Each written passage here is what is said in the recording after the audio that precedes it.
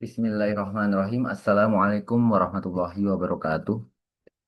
Alhamdulillah wassalatu wassalamu ala Rasulillah wa ala alihi wa sahbihi wa mawala la haula wala quwata illa billah.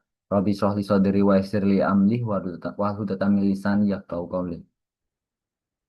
Perkenalkan, nama Rafli Salsabil Subianto, NIM 2442317, mata ujian Pendidikan Kewarganegaraan, kelas M, Prodi Ekonomi Islam. Nama dosen Bapak Anom Garbo, SIME. Izinkan saya membacakan jawaban ujian tengah semester saya. Langsung saya akan bacakan mulai dari soal dan langsung ke jawaban.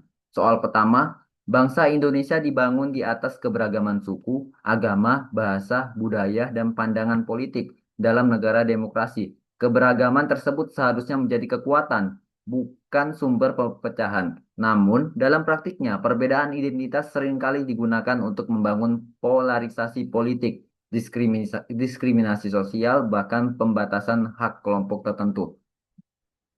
Analisislah bagaimana demokrasi dapat menjaga persatuan bangsa di tengah keberagaman. Apakah demokrasi cukup dipahami sebagai kebebasan mayoritas untuk menentukan arah politik atau harus disertai perlindungan terhadap hak minoritas? Jelaskan dengan mengaitkan konsep bangsa, demokrasi, toleransi, kesetaraan warga negara, dan HAM.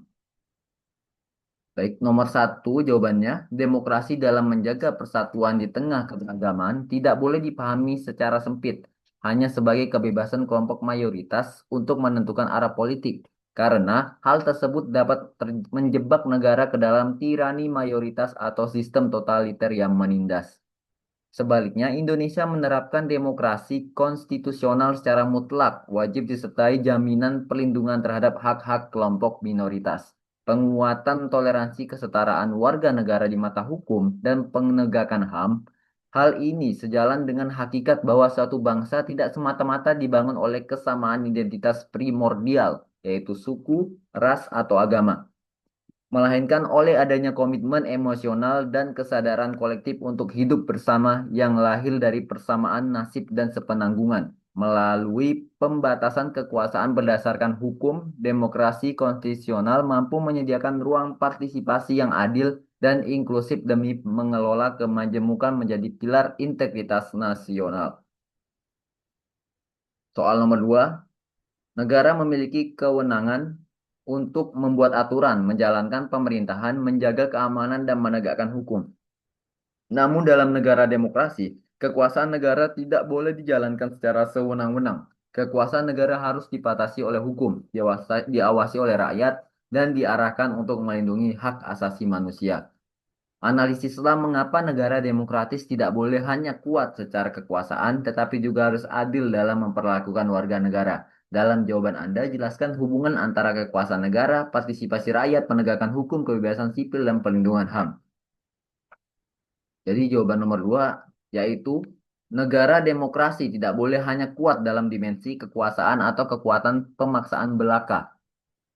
Sebab kekuasaan tanpa batas hukum akan merosot menjadi alat penindasan yang sewenang-wenang. Berdasarkan teori kontrak sosial, negara pada hakikatnya bukan sekedar sebuah organisasi kekuasaan, melainkan sebuah instrumen etis yang didirikan berdasarkan perjanjian masyarakat untuk melindungi rakyat dan menjamin hak-hak dasar mereka.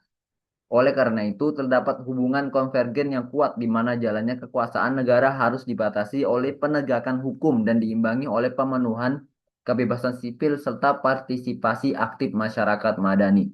Ketika kebebasan sipil warga negara dijamin untuk bersuara dan berserikat, rakyat dapat menjalankan kontrol efektif terhadap jalannya pemerintahan, sehingga kekuasaan penguasa tetap berada dalam koridor yang adil untuk melindungi hak asasi manusia HAM secara substansial. Baik, soal nomor 3 yaitu secara teoritis negara memiliki unsur rakyat, wilayah, pemerintahan yang berdaulat, dan pengakuan dari negara lain. Namun dalam praktiknya, keberadaan negara tidak hanya ditentukan oleh unsur formal tersebut, melainkan juga kemampuan menghadirkan keadilan, ketertiban, perlindungan, dan kesejahteraan bagi negara. Analisislah apakah negara cukup dipahami sebagai organisasi kekuasaan yang memiliki kedaulatan atau harus dipahami sebagai instrumen untuk mewujudkan keadilan sosial. Berikan argumentasi Anda dengan mengaitkan konsep negara, kekuasaan, kewarganegaraan, dan tanggung jawab pemerintah terhadap rakyat. Jawabannya ialah meskipun secara teoritis negara didefinisikan oleh unsur-unsur formal seperti rakyat, wilayah, pemerintah yang berdaulat, eksistensinya tidak cukup dipahami hanya sebatas organisasi kekuasaan pemegang kedaulatan tertinggi. Negara harus dipahami secara substantif sebagai alat atau instrumen kolektif untuk mencapai tujuan bersama, yaitu menghadirkan ketertiban, perlindungan, dan keadilan sosial bagi seluruh rakyat. Hal ini berimplikasi pada tanggung jawab pemerintah yang memegang otoritas kekuasaan untuk tidak sekedar melahirkan penegak hukum yang bersifat formal tekstual, melainkan hukum yang bersifat material yang mampu memberikan kemanfaatan nyata dan kesejahteraan sosial bagi masyarakat. Dalam koridor kewarganegaraan yang demokratis, posisi rakyat direposisi sebagai subjek pemilik kedaulatan yang sah, sehingga pemenuhan keadilan sosial oleh pemerintah merupakan pemenuhan kewajiban atas amanat keadilan sosial bukan sekedar belas kasihan penguasa. Soal nomor 4, jadi soal nomor 4 itu, soal nomor 4 adalah bangsa selalu berbentuk bangsa selalu terbentuk hanya karena kesamaan ras, bahasa, agama, atau wilayah, tetapi juga karena adanya kesadaran kolektif, pengalaman sejarah bersama, cita-cita bersama, dan kehendak untuk hidup bersama.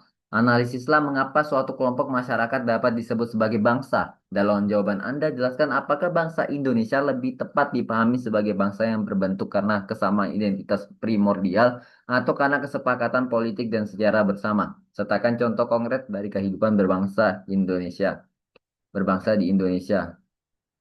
Jawabannya nomor 4 adalah suatu kelompok masyarakat dapat disebut sebagai bangsa karena mereka merupakan komunitas politik dan kultural yang disatukan oleh kesadaran kolektif, pengalaman sejarah, serta kehendak kolektif untuk hidup bersama. Dalam kasus Indonesia, bangsa ini lebih tepat dipahami sebagai entitas yang berbentuk karena kesepakatan politik dan sejarah bersama, dan bukan karena kesamaan identitas primordial. Fakta historis menunjukkan bahwa Indonesia tidak terdiri di atas dominasi satu suku, satu agama, atau satu bahasa daerah tertentu, melainkan dirajut oleh pengalaman penindasan kolonialisme yang sama, yang kemudian dikristalisasikan melalui kesepakatan Luhur Sumpah Pemuda di tahun 1928. Pengangkatan bahasa Indonesia sebagai bahasa persatuan serta penetapan Pancasila sebagai dasar negara yang inklusif. Contoh-contoh konkret tersebut membuktikan bahwa kesepakatan politis untuk mencapai cita-cita kemerdekaan bersamalah yang berhasil menyatukan keberagaman Indonesia menjadi satu kesatuan bangsa yang utuh. Cukup sekian jawaban dari saya. Kurang lebihnya mohon dimaafkan. Wabillahi taufiq walhidayah wal inayah. Wassalamualaikum warahmatullahi wabarakatuh.